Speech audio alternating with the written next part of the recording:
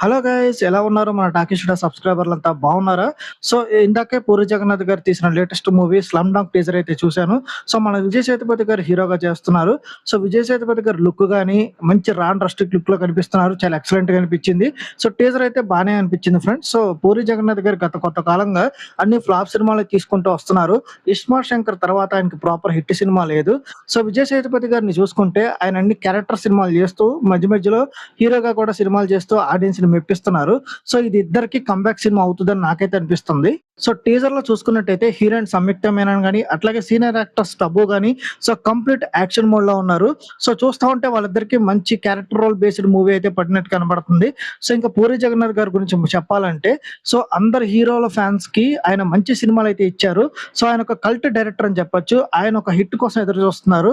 So, ఈ cinema ఆయనకి super hit కావాలని కోరుకుందాం. సో, ఈ టీజర్‌లో మీకేం నచ్చింది? విజయ్ సేతుపతి గారి లుక్ మీకెలా అనిపించింది? కింద కామెంట్ సెక్షన్‌లో మీ ఒపీనియన్ అయితే మాతో షేర్ చేసుకోండి. సో, ఇలాంటి లేటెస్ట్ అప్డేట్స్ కోసం మన టాకీస్ టుడే ఛానెల్‌ని ఇప్పుడే సబ్స్క్రైబ్ చేసుకొని పెట్టేసుకోండి.